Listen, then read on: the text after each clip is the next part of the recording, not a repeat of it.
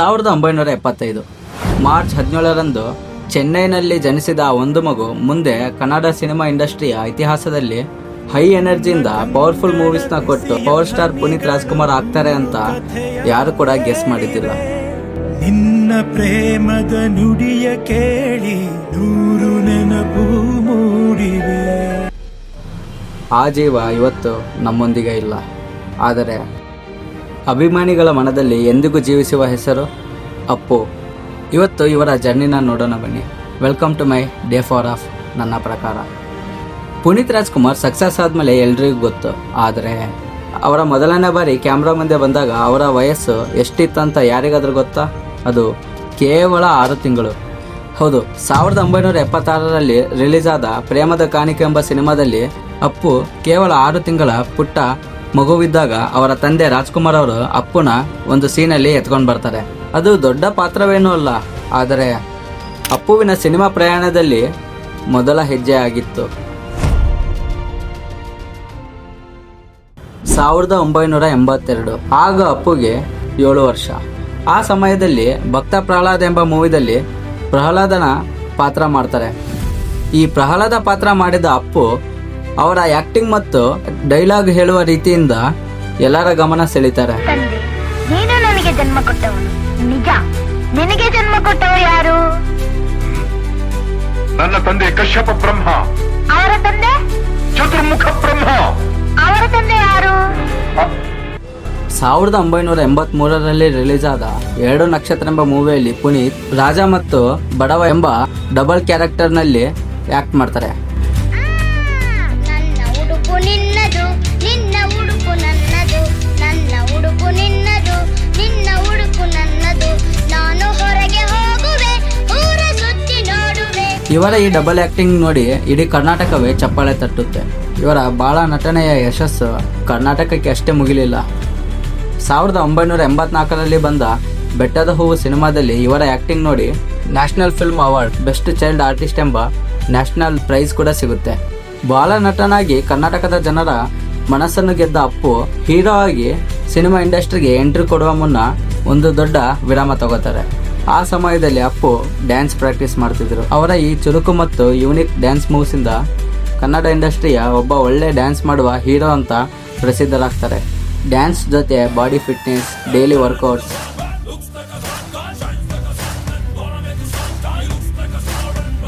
ಜೊತೆಗೆ ಸ್ಟಂಟ್ಸ್, ಈ ತರಹದ ಎಲ್ಲ ಆ್ಯಕ್ಷನ್ಸ್ಗಳನ್ನ ಕಲಿತ ಅಪ್ಪು ಒಂದು ಒಳ್ಳೆ ಟೈಮ್ಗೆ ವೇಟ್ ಮಾಡ್ತಿರ್ತಾರೆ.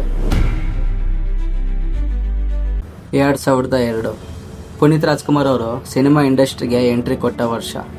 ಪುರಿ ಜಗನ್ನಾಥ್ ನಿರ್ದೇಶನದಲ್ಲಿ ಬಂದ ಅಪ್ಪು ಮೂವಿ ಪುನೀತ್ ರಾಜ್ಕುಮಾರ್ ಅವರ ಜೀವನವನ್ನೇ ಬದಲಾಯಿಸಿತು. ಈ ಸಿನಿಮಾದಲ್ಲಿ ಅಪ್ಪು ಒಬ್ಬ ಎನರ್ಜಿ ತುಂಬಿರುವ ಕಾಲೇಜ್ ಹುಡುಗ ಆಗಿ ಕಮಿಷನರ್ ಮಗಳನ್ನ ಲವ್ ಮಾಡಿ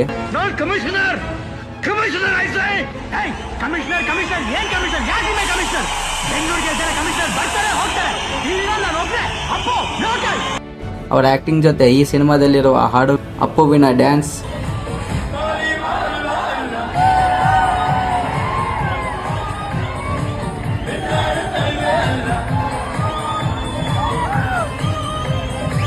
ಸಿನಿಮಾ ಥಿಯೇಟರಲ್ಲಿ ಭಾರಿ ಸದ್ದು ಮಾಡುತ್ತೆ. ಈ ಸಿನಿಮಾದ ಸಕ್ಸಸ್ ಜೊತೆಗೆ ಪುನೀತ್ ರಾಜ್ಕುಮಾರ್ ಅವರಿಗೆ ಹೊಸ ನಾಮಕರಣ ಕೂಡ ಆಗುತ್ತೆ. ಅದೇ ಅಪ್ಪು.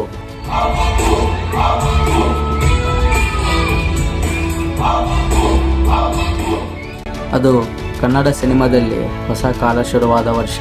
ಈ ಯಶಸ್ಸಿನ ನಂತರ ಹಿಟ್ ಸಿನಿಮಾಗಳ ಸರಣಿ ನಿಲ್ಲಲೇ ಇಲ್ಲ. ನಂತರ ಅಭಿ, ಮೌರ್ಯ, ಆಕಾಶ್, ನಮ್ಮ ಬಸವ, ವೀರ ಕನ್ನಡಿಗ, ಈ ತರಹದ ಪುನೀತ್ ರಾಜ್ಕುಮಾರ್ ಮಾಡುವ ಎಲ್ಲ ಮೂವೀಸ್ಗಳು ಸೂಪರ್ ಹಿಟ್ ಆಗ್ತವೆ. 2007ರಲ್ಲಿ ಬಂದ ಅರಸು ಮತ್ತು ಮಿಲನ ಮೂವಿ ಪುನೀತ್ ರಾಜ್ಕುಮಾರ್ ಅವರ ಕೆರಿಯರ್ಗೆ ದೊಡ್ಡ ಯಶಸ್ಸು ಕೊಡುತ್ತೆ. ಮಿಲನ ಮೂವಿ ಕನ್ನಡ ಸಿನಿಮಾದಲ್ಲಿ ಒಂದು ವಿಶೇಷ ದಾಖಲೆ ಮಾಡಿತ್ತು. ಅದೇನೆಂದರೆ, ಬೆಂಗಳೂರು ಮಲ್ಟಿಪ್ಲೆಕ್ಸ್ನಲ್ಲಿ ಸುಮಾರು 500 ದಿನಕ್ಕೂ ಹೆಚ್ಚು ಪ್ರದರ್ಶನಗೊಂಡು ಕನ್ನಡ ಸಿನಿಮಾ ಇತಿಹಾಸದಲ್ಲೇ ಅತಿ ಹೆಚ್ಚು ಬಾರಿ ಮಲ್ಟಿಪ್ಲೆಕ್ಸ್ನಲ್ಲಿ ಓಡಿದ ಸಿನಿಮಾ ಅಂತ ದಾಖಲೆ ಮಾಡುತ್ತೆ. ನದಿಯಾಗಿ ಮುಂದಕ್ಕೆ ಚಲಿಸು ನೀ ಬೇಗ, ನಿನ್ನಯ ಪಾಲಿನ ಈ ಆಟ. ವಂಶಿ ಮತ್ತು ರಾಮ್ ಅಂತಹ ಮೂವಿ ಮಾಡಿ ಫ್ಯಾಮಿಲಿ ಆಡಿಯನ್ಸ್ಗೆ ಕನೆಕ್ಟ್ ಆದ ಅಪ್ಪು 2010ರಲ್ಲಿ ದುನಿಯಾ ಸೂರಿ ಜೊತೆ ಜಾಕಿ ಮೂವಿ ಮಾಡ್ತಾರೆ. ಈ ಮೂವಿಯ ಡಿಫ್ರೆಂಟ್ ಸ್ಟೋರಿ ಸ್ಟೈಲ್, ಅವರ ಡೈಲಾಗ್ ಡೆಲಿವರಿಗೆ ಸಪ್ರೇಟ್ ಫ್ಯಾನ್ ಬೇಸೇ ಇದೆ. ನಮ್ಮ ಬದುಕಲು ದೀಪಾವಳಿ ಬಂದೇ ಬರುತ್ತೆ. ಪಟಾಕಿ ಯಾವಂದೇ ಆಗಿರ್ಲಿ ಅನ್ಸೋರ್ ನಾವಾಗಿರ್ಬೇಕು.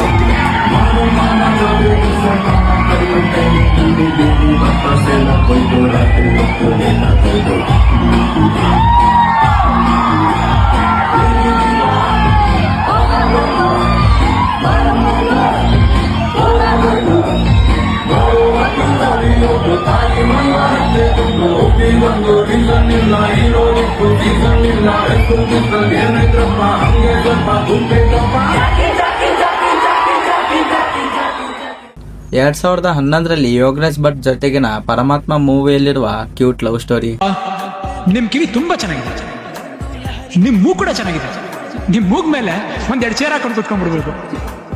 ಅವರ ಯೂನಿಕ್ ಆಕ್ಟಿಂಗ್ ಮತ್ತು ಸಾಂಗ್ಸ್ಗಳು ಇವಾಗಲೂ ಕೆಲವರ ಪ್ಲೇ ಲಿಸ್ಟ್ ಅಲ್ಲಿ ಟಾಪ್ ಅಲ್ಲೇ ಇರುತ್ತೆ. ಹೀಗೆ ಹಲವಾರು ಹಿಟ್ ಸಿನಿಮಾಗಳನ್ನು ಕೊಟ್ಟ ಅಪ್ಪು, ಆ ಒಂದು ಸಿನಿಮಾ ಅಪ್ಪುವಿನ ಕೆರಿಯರ್ ಅಲ್ಲಿ ವಿಶೇಷ ಸ್ಥಾನ ಪಡೆಯುತ್ತೆ. ಅದೇ ರಾಜಕುಮಾರ. ಇದೊಂದು ಕುಟುಂಬದ ಕತೆ. ಎಷ್ಟೋ ಜನರಿಗೆ ಅವರ ತಂದೆ ತಾಯಿಯ ಪ್ರೀತಿ ತೋರಿಸಿಕೊಟ್ಟ ಸಿನಿಮಾ. ಈ ಮೂವಿಯಿಂದ ರಾಜಕುಮಾರನ ಮಗನಾದ ಪುನೀತ್ ರಾಜ್ಕುಮಾರ್ ಕರ್ನಾಟಕದ ರಾಜಕುಮಾರನಾದ. ನೀನೇ ನನ್ನ ಪಾಲಿನ ರಾಜಕುಮಾರ.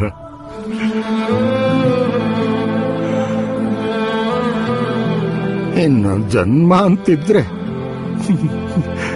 ನಿನ್ ಮಗನಾಗಿ ಹುಟ್ಟಿ ನಿನ್ ಋಣ ತೀರಿಸ್ತೀನಪ್ಪ.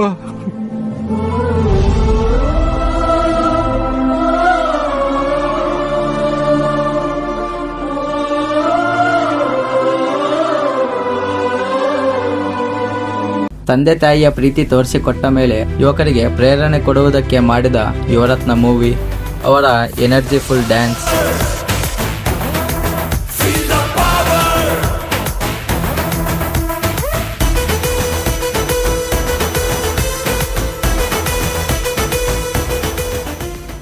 ಇಂತಹ ಹಲವಾರು ಹಿಟ್ ಸಿನಿಮಾಗಳನ್ನು ಕೊಟ್ಟ ಅಪ್ಪು ಕೇವಲ ಸ್ಟಾರ್ ಅಲ್ಲ, ಅವರು ಕನ್ನಡ ಇಂಡಸ್ಟ್ರಿಯ ಪವರ್ ಸ್ಟಾರ್.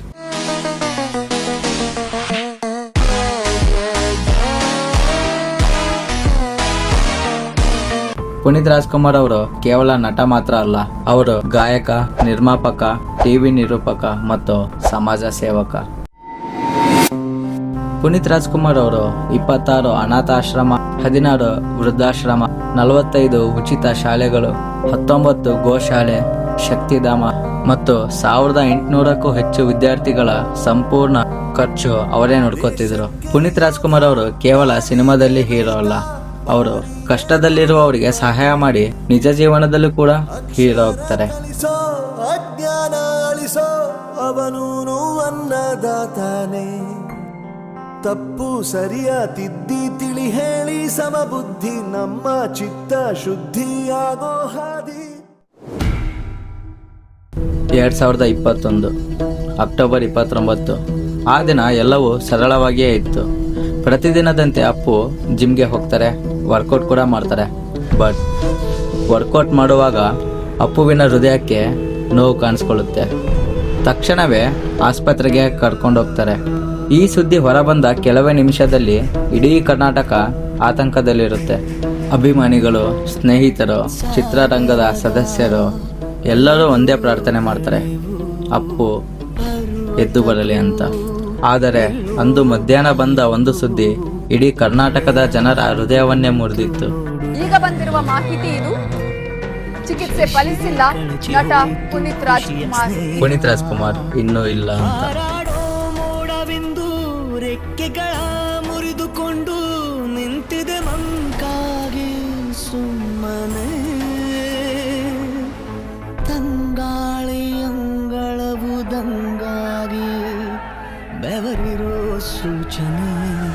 ಬೆಂಕಿ ಮಳೆಗೆ ಬಂದ ಮೇಲೆ ಹೂವು ಹೇಗೆ ತಾನೆ ಕಾಣಬೇಕು ನಗುವು. ಆ ಕ್ಷಣ ಕರ್ನಾಟಕ ಕೇವಲ ಒಬ್ಬ ನಟನನ್ನು ಕಳ್ಕೊಂಡಿಲ್ಲ, ಒಬ್ಬ ಮಗನನ್ನು ಕಳ್ಕೊಂಡಿತ್ತು. ಸಾವಿರಾರು ಜನ ಪುನೀತ್ ರಾಜ್ಕುಮಾರ್ನ ಕೊನೆಯ ಸಾರಿ ನೋಡೋದಕ್ಕೆ ಬೆಂಗಳೂರಿಗೆ ಬಂದರು.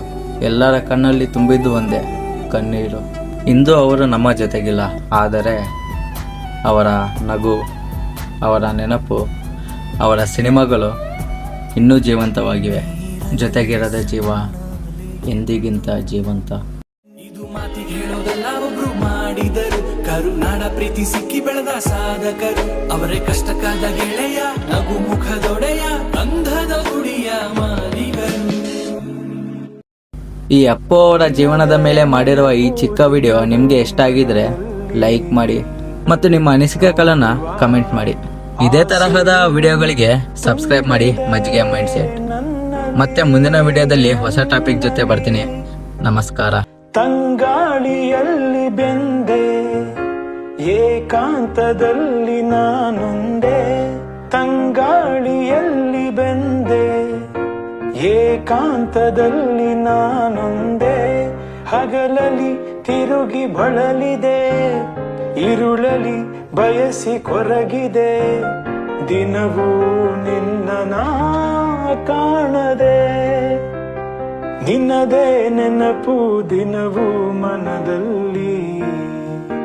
ನೋಡುವ ಆಸೆಯು ತುಂಬಿದೆ ನನ್ನಲ್ಲಿ.